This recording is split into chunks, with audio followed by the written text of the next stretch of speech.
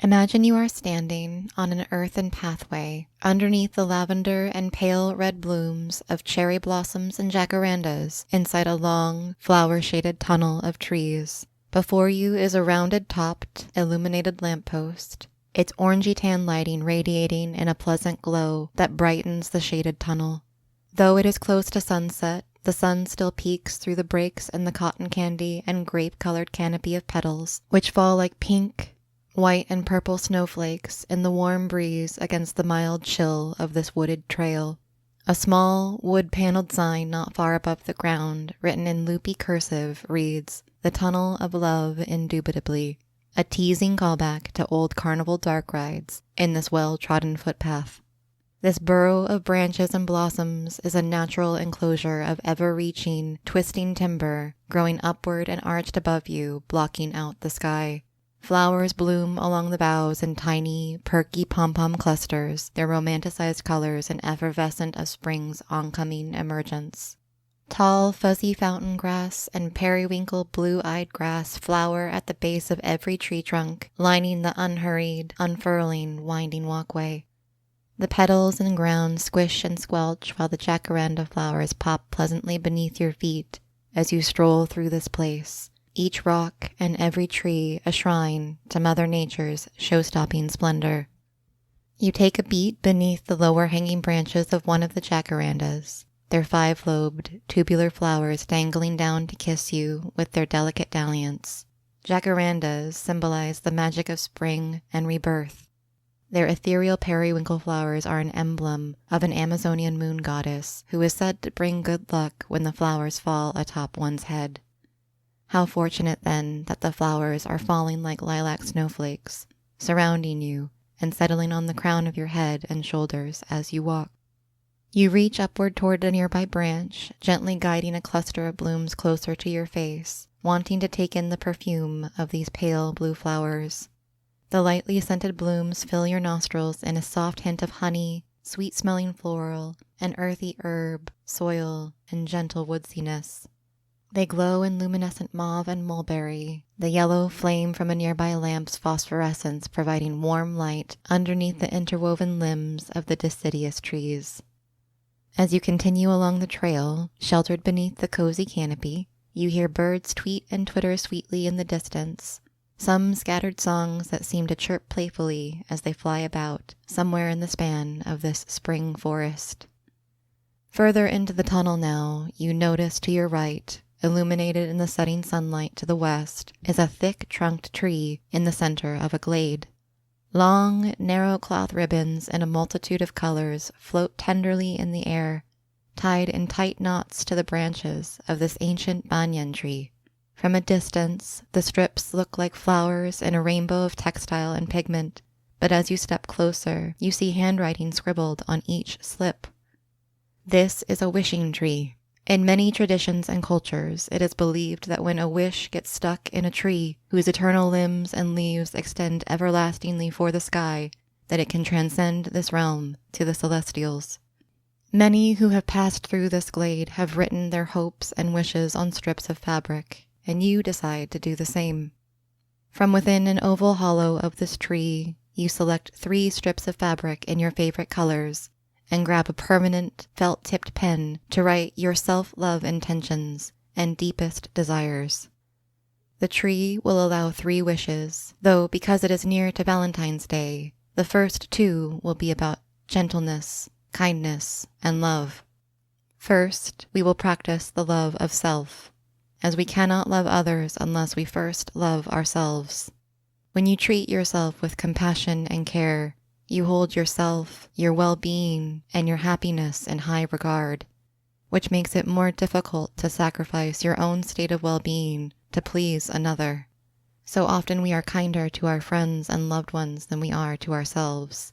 So start by being patient, kind, and compassionate to yourself in the same way you would for someone else that you care about. Self-love must be practiced inwardly first, as it is difficult loving others if we do not first love and honor ourselves, as we are in this very moment. On your first strip of fabric, this one meant to manifest self-love, Sinking your thoughts and intentions into the words as they become wishes on a woven cloth, you scribble the following. I honor my life. May I be safe. May I be happy. May I be healthy of mind, body, and spirit. May I be radiant. As you write the affirmations on your strip of fabric, imagine and visualize love as if it were energy flowing into your chest. Let this love permeate and warm your heart center, and let it radiate outwards to the rest of your body, comforting you and bringing you inner peace. Even if you do not fully believe these words, allow the power of the wishing tree to take your wishes and hopes and hold on to them for you. Entrust these desires to the eternal, ever-expanding branches of this tree of life. The more you practice directing these words of self-love and kindness to yourself, the more they become second nature, easier to believe and to put into practice. Pause for a moment to meditate on these words and what self-love or self-care means for you.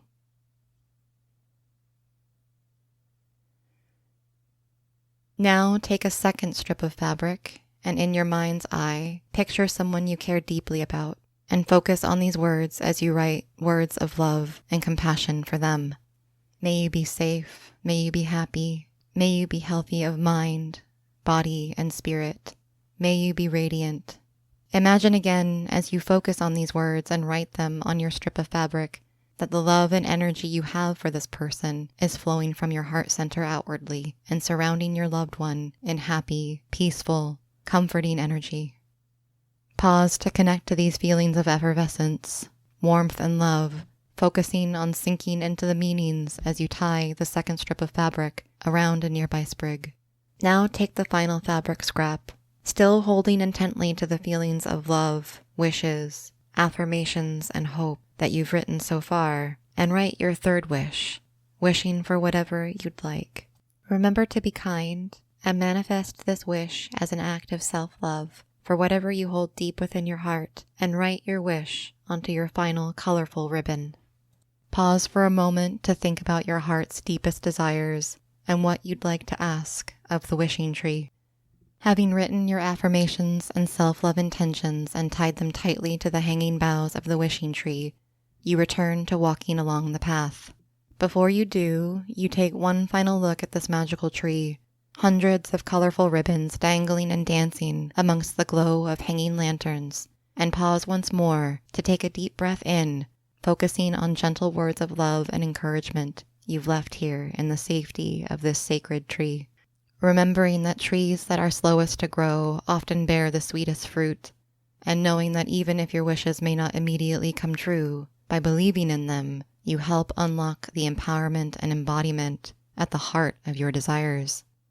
After you have spent your time here in the grove of the wishing tree, you return back round the way you came, and find the pink and purple petals of the walking path once more, and return to your stroll down the tunnel of trees. The ground is so soft, you have a spring-like bounce in your step as you walk upon the fallen petals, feeling alive and invigorated with each effortless step beneath the cherry blossoms and jacarandas in this dreamlike atmosphere. This parcel of tunnel is generously planted with flowering cherry blossoms, blooming in bubblegum pink and bone-white buds, fragrantly wafting their aroma of almond, dry vanilla, and earthy honey rose on the sweetly scented air. The softness of falling flower petals whisper softly in the breeze, which caress your skin as you walk. The energy of this place pulsating and exuberant with the freshness of spring. As you grow closer to the end of the tunnel, nearly at the exit, you notice a grand silver carousel to your left. The trees are not as dense here, though the clearing is not large enough to be considered a glade. The ornately decorated merry-go-round, though appearing to be an ancient antique, is well maintained with fresh paint, and shimmering in the last of the refracted sunbeams, light glowing atop the dome of the carousel and setting the pink and purple canopy ablaze in golden hour sunlight. A single galloper, a white horse, prances mechanically in place as the carousel spins and turns to the mellifluous tinkling tones of this midway ride. Hovering in the sky above the rounded crest and top center bearing are a myriad of butterflies attracted to the sweet nectar of the blossoming trees and the radiating heat generated from the mechanics of this rotating ride. They float gracefully, their fragile wings flying and fluttering in the warmth of this wondrous vale. As you exit the tunnel and emerge in a tucked-away, quiet corner of a city corridor, you can hear the echoing, euphonious music of a barbershop quartet spilling out onto the street, somewhere in the distance.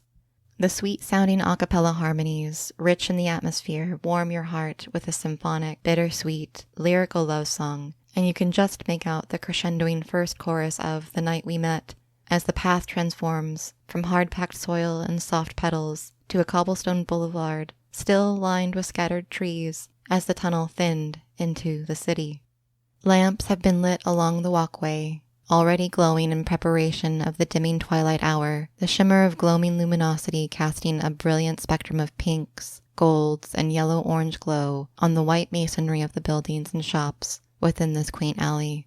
They seem to have come to life, aglow with the light of the setting sun. Turning a corner into another narrow lane, you see a line of shops and small stone homes, shaded by the cosmopolitan structures and fading light. Each building is painted a pastel-y sorbet of champagne pink and dreamy tangerine, alternating in colors. Open shutters in minty teal, seafoam green, and coconut cream pleasantly accentuate the windows of this provincial, old-town alleyway. Bushy flowers in large and small terracotta pots line the streets, and you approach a standalone rouge stone building with a yellow bicycle propped out front. Sunflowers, echinacea, white daisies, and fawn lilies grow from clay containers and old tin milk jugs underneath a light red and white striped awning, shading the window to the inside of the store beyond. A bountiful blooming wreath bouquet of white hydrangea, light blue lilac, bellflower, purple larkspur, and lavender rose span over the frame of the entrance. As you look up, you realize from the sign that hangs above the door that reads, "Don't Stop Beliefing," with a cute, cheekily smiled cartoon bee beneath loopy lettering, that this is a flower shop. You decide to go inside, a bell on the opposite side of the entryway jingling sweetly as you push open the arched teal door.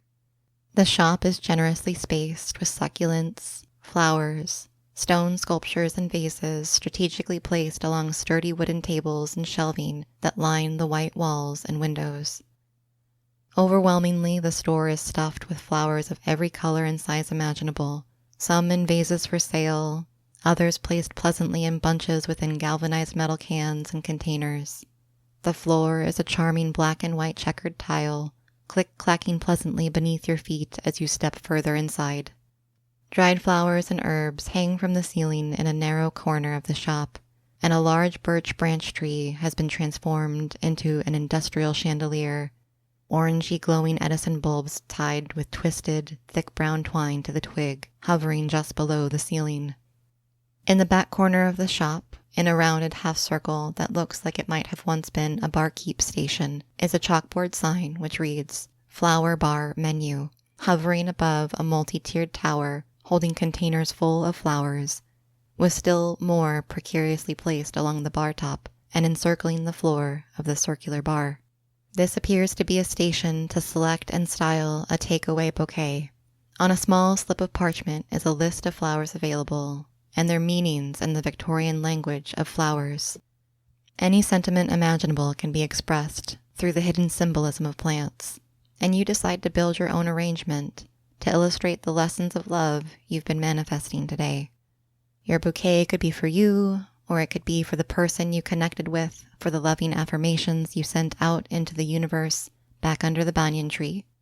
But no matter who the focus of your love is, you connect with the words again as you repeat them to yourself, carefully trimming and delicately placing the flowers in a creative bunch. May you be safe. May you be happy. May you be healthy of mind, body, and spirit. May you be radiant. First, you select forget-me-nots, a symbol of remembrance and everlasting love. The charming 5-petaled fairy tale-like flowers, a fine filler for your arrangement with their sky blue blossoms.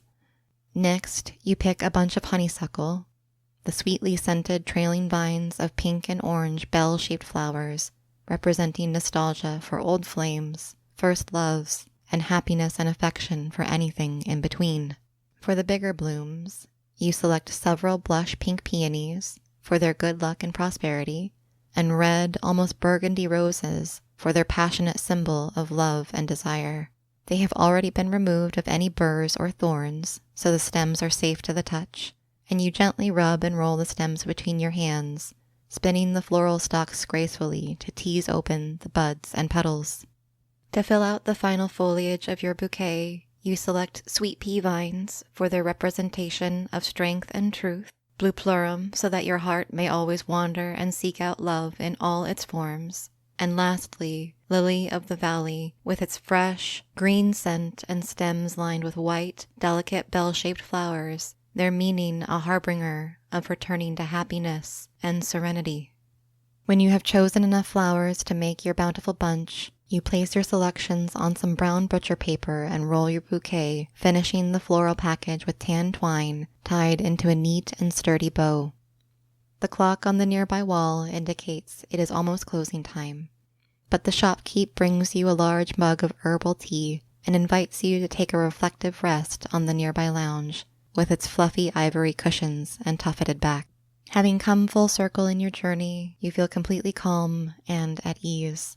You may stay here in this place, focusing on whatever details you'd like for as long as you'd like, and know that you can return to this spot or any place along your journey of love whenever you need a mental escape to take you away. When you are ready, you may slowly open your eyes, take a deep breath, and give yourself a big, gentle stretch to return to the real world.